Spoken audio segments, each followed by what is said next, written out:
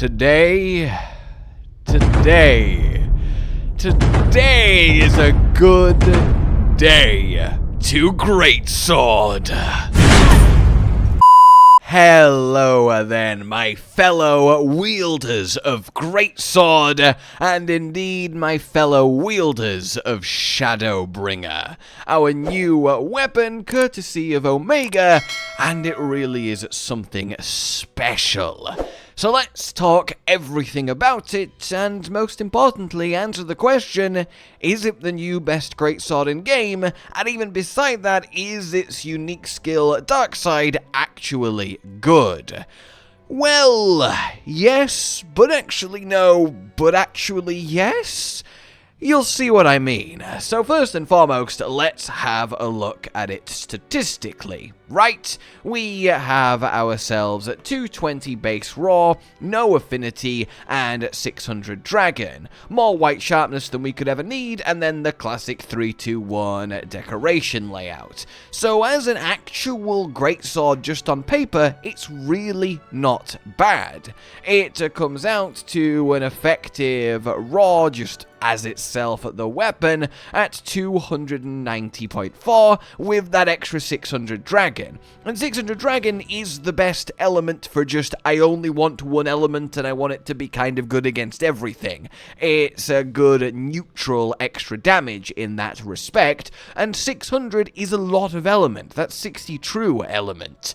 So that makes up for either the 5% affinity or the 5 raw that this has less than Perfect Artian, but not both if we're being fair. Looking at your Perfect Artian, you get that 5 extra raw, 5% extra affinity, and then you can still have something on top, sleep being the ideal. Sleep is really good, those double hits are very tasty, and an Artian, as a reminder, has a effective raw of 300.7, so essentially 10 higher than Shadowbringer here, which makes just the base weapon kind of boil down like this. Perfect Artian is 3.5% better than your Shadowbringer in a world with no decorations and no inherent skills taken into account. So yeah, Shadowbringer is going to smash anything other than a Perfect Artian. However, using Shadowbringer gives an extra benefit, but also an extra cost, and that is Darkside. Performing certain level 2 or higher charge slashes temporarily increases damage, but also deals self-damage. Activate skill effect will not activate again for a set period of time. Well, I don't know about you guys, but that's all the information I need. I don't even know why I'm making this video. It's right there. So, yeah, goodbye. I'll see you later. Josh, Cotton, and Hollow with the videos, dropping the humor like a ham. Before we get into how the skill literally works, let's have a little bit of a comparison, which would look something like this. You'd still have your focus in Shadowbringer, and ideally, you know, comboing it with handicraft, you might as well. I just don't have 2 of them. And then Shadowbringer is going to get 3 critical boost, and your classic Artian is going to get all 5 of your critical boost. That is obviously a fairly big deal, and it widens the gap a lot further. You're talking 34% extra damage on crits with your Shadowbringer to that maximum 40% on your Artian, so a 6% damage difference.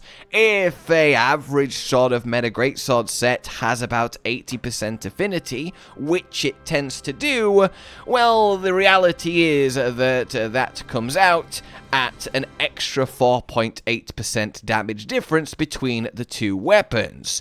Adding on that 3.5% base difference, and we start to see a sort of 8% weakness to the Shadowbringer versus the Perfect Artian. So Darkside essentially has to bring nearly 10% more damage to the weapon for it to beat Perfect Artian, which it certainly could do, and obviously I know if it does or doesn't, I'm about to explain all that to you, but in any case it certainly could do, which would be quite the turn up, as a Artian being dethroned is a rare event. It's not happened a lot throughout Wilds.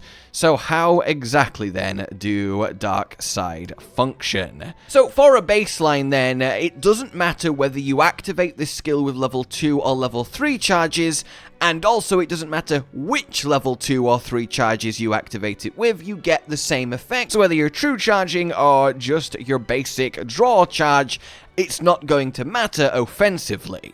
So how this actually functions then is, currently I have 231 attack. So if I head up to our dummy here and give it a nice level 3 charge, whoosh, we get that beautiful extra cleave of effect from the actual swing, which looks beautiful, but mechanically what that is doing is giving us 20 raw. 253 now. That is obviously massive. 20 raw is a big deal. But you'll notice up top, it is already about to run out. It's actually then just a simple buff. You activate the buff with any level 2 or level 3 charge, except an aerial one, and then you have the buff for 30 seconds. So if I get to true charge, for example, and instead activate it with that, we get that lovely shadowy swoosh once more, and the damage is now activated, and we're up to 253, so that plus 20 raw again. So every time you activate this, you get 20 raw, and it lasts for 30 seconds. Once those 30 seconds run out, you then cannot activate it again for 15 seconds. So in essence, this is, well, a huge damage increase. Plus 20 raw is colossal and more than worth using this greatsword for.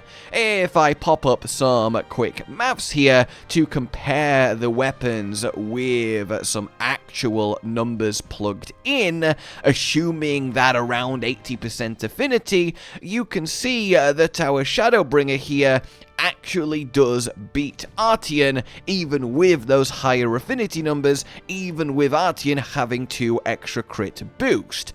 That's really quite good.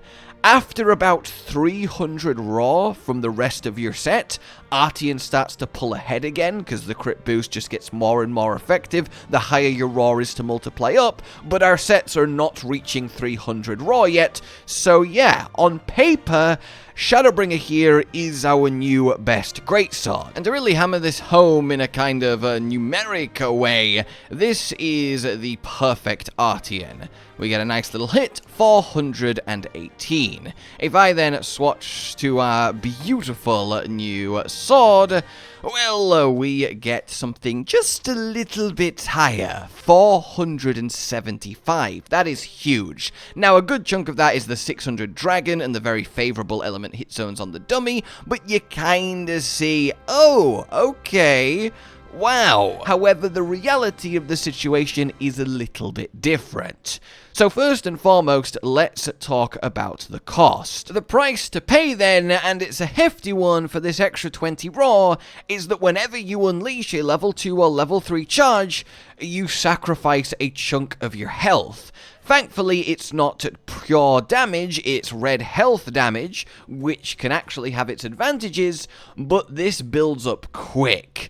You can put yourself in one-shottable territory really easily if you use this recklessly. Now, thankfully, the amount of health that it takes is the same no matter what charged attack you've unleashed, so you can manage it and predict it, but on the downside, even when you currently can't activate Darkside, like now, you still have to pay the health. So for those 15 seconds that the cooldown is on, you're still pouring your health into this sword, which is kind of awkward. Now, of course, if you are perfectly playing your speed runner level, the health price doesn't matter, because you'll be glad to know that it cannot kill you, which is obviously a nice little benefit. So as long as you're not actually getting hit by the monster, it's technically no price to pay at all.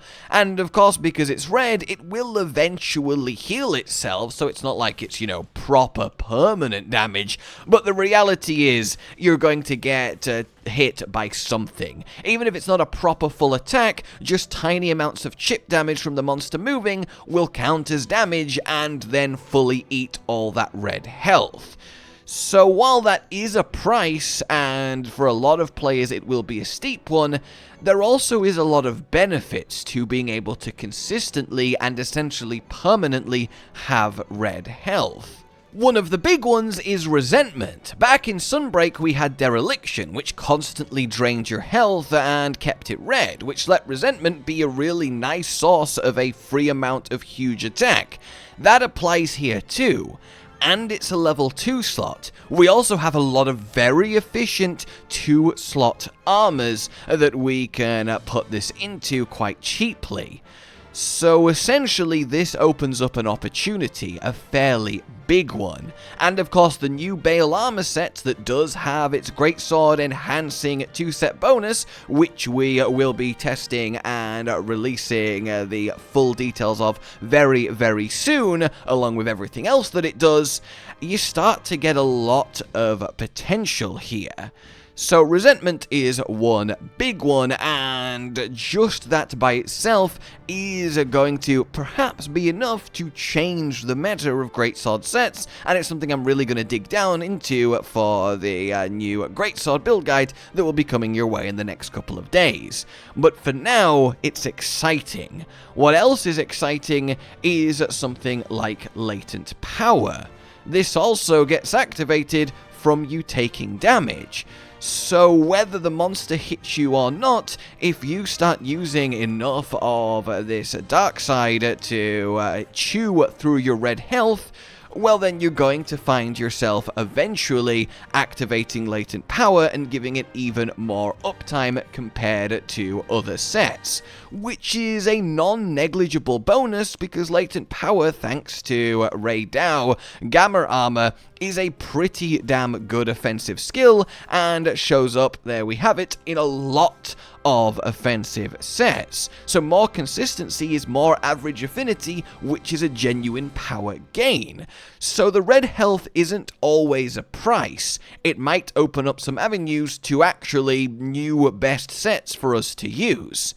But the hammer blow really here is that cooldown exists. 15 seconds of not being able to activate it after 30 seconds of it on. That means 30 of every 45 seconds you will have Darkside, which means it's got a 66.6% uptime. Which means the reality is it's not worth 20 raw that it gives. Over the course of a hunt, it's worth 13.2 raw. And if we use 13.2 raw instead of 20, it still beats Perfect Artian just out the box as a weapon, but allowing for a set on top of it, Artian starts to draw level and then pull ahead much sooner when it comes to how much attack we end up having with all of the other armor skills built in, so it stops being worth paying that health for. So essentially, we have a situation where, yes, technically speaking, this greatsword is the new best greatsword in game. Using its inherent Darkside skill, it outclasses Perfect Artian in a 1-to-1 matchup. However, when you compare them between sets fully built up, it's a much less clear cut, and when you take the health cost into account, Perfect Artian is looking to still be the king.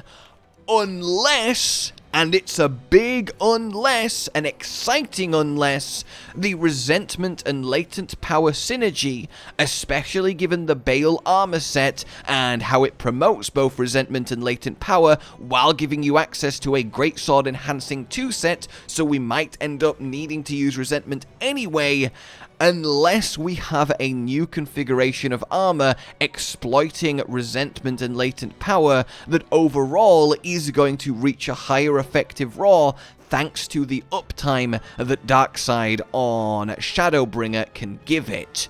So basically, yeah, on paper, this is the best greatsword in the game. Applied to the current best greatsword set, it's not better than Perfect Artian, but applied to a potentially existing new best greatsword set using resentment and more latent power, there is every chance it overtakes once again and becomes just the best greatsword.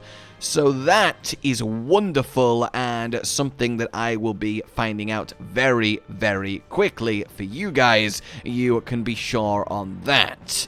So, before I let you go then, a couple of little tips to actually maximize it, or more accurately, one big tip. And that is this, recovery speed. Now, obviously, you wouldn't use it literally as your charm slot, that would be such a waste, and if you are wondering why the charm slot hasn't come into it when we're talking about the new charms that got added, in either set, with either weapon, you're still going to be getting attack 4 from your charm, so it doesn't really make a huge difference because we can't get critical boost in any meaningful way from charms, so it doesn't really help either weapon or tip the balance. In any case, recovery speed then. This is obviously quadruple red health recovery, which means we can spend some level 1 spare slots, which a lot of sets do have, on this, and as you can see, that is quite the speedy increase to the little chunks of red that using Darkside give you. That might be the nice little perfect middle ground of having enough red health uptime to really take advantage of resentment and latent power without constantly making yourself a little bit too fragile. You see there the difference it makes doing the full combo. Instead of ending on about half health, we're already kind of getting back to full. So that's definitely something meaningful that might come into play here. So, that all said then, yeah, very exciting. Darkside is a very strong skill, Shadowbringer is a very strong greatsword, the synergy with the bale armor is very clear, and I cannot wait to fully put it all together and bring you the new best greatsword build in the next couple days. It is really, really awesome what Title Update 3 is doing for this weapon, and I do wish it was doing it for all the weapons too, as much as I do love me greatsword. For now then, let me know what you think, like if you enjoyed this, subscribe and hit the bell for more, consider supporting the future of the channel on Patreon down below, and until we meet again, a goodbye. Josh, Cotton, and Hollow with the videos, dropping the humor like a hammer on your tippy toes, bringing entertainment on a daily arrangement to take our insanity and turn it into entertainment. Yes, I said entertainment twice, to reiterate that it is nice to look into your faces on a mostly daily basis when you let us in your homes to make the whole world a stage. Goodbye.